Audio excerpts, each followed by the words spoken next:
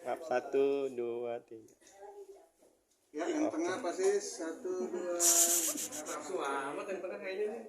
Semangat banget. Nafsu-nafsuan. Siapa? Laki-laki harus Kenapa? nafsuan. Semangat banget. Biar tidak kelihatan. Yuk. Aku itu like. Yuk lanjutkan. Oke, Mas mungkin bisa menanggapi terkait kasus Samartoni yang sudah 3 kali kembali lagi dalam kasus narkoba. Mungkin Mas mau memberikan pandangannya seperti apa sih terhadap kasus. Terima kasih rekan-rekan. 2017 bulan 7 saya sudah komen. Saat awal ketangkep oleh Polres Jakarta Pusat. Selang berjalan karena waktu itu kita masih kasihan pertama kali ketangkap, ya, saya pikir ini memang korban. Jalan cerita, punya cerita, ketangkep lagi sama Polres Metro Jakarta Selatan. Oktober itu baru bebas dia, kalau nggak salah 6 bulan vonisnya. Ya, ketangkep lagi sama Barat. Ini kalau begini terus nanti 6 bulan, setahun lagi ketangkap, ya, dia keluar ketangkap lagi Polres Utara. Ya, muter. Inilah perlu diterapkan undang-undang, ya, karena hakim kadang-kadang tidak mempertimbangkan daripada aspek yuridis. Kenapa saya katakan demikian? Surat edaran Mahkamah Agung itu ada kok. Kriteria jumlah barang bukti itu sudah ada. Dan ingat, sampai hari ini jumlah barang bukti yang masuk saya nggak tahu. Tidak ada di dalam kesatuan itu 4 paket tuh nggak ada.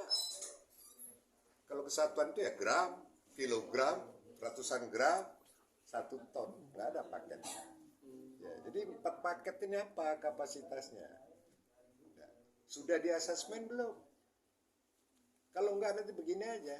Seorang penyalahguna candu narkoba itu orang pesakitan, tidak akan sembuh apalagi di penjara.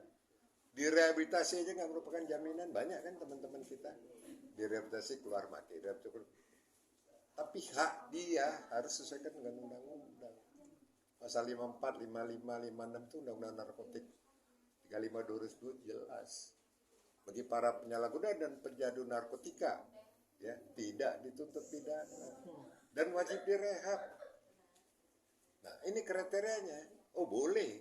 Siapapun yang menggunakan narkoba secara ilegal itu pidana. Tapi kita lihat penjabarannya. Tujuan Undang-Undang Narkotika 35 2009 kan itu penyelamatan bagi korban penyalahgunaan narkotika. Di mana negara ini untuk 94% dari 100% overkapasitas. Saya dapat dari Kementerian Hukum data itu. Ya, 52% narapidana narkoba, 34% penyalahguna pecandu narkoba. Mau diapakan? Kita panti rehab se-Indonesia banyak kosong, penjara overkapasitas. Sedang dia penyalahguna pecandu narkotika itu haknya untuk direhabilitasi, ya negara juga ngasih makan. Dipindahkan aja makan dari narkoba, pindah ke makan dari rehabilitasi. Satu kepada capres, cawapres yang sekarang ini 3, siapapun yang menang, saya titip pesan moral aja, ya, sentuhlah itu tidak pidana narkoba dan bagi korban penyalahguna pecandu. Hebat itu, sampai hari ini belum dengar visi misinya capres itu tentang narkoba. Saya udah WA, ke grup sudah WA. KPU kenapa nggak buat pertanyaan? Ada apa? IKN lah, korupsi lah. Narkoba diabaikan. Pada generasi muda itu, generasi ini yang perlu, milenial ini perlu diteruskan, itu anak bangsa, jangan sampai kena narkoba.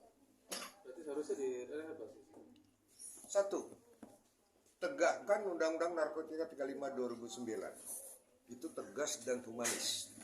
Berlaku hukuman mati, berlaku hukuman minimal, berlaku hukuman rehabilitasi.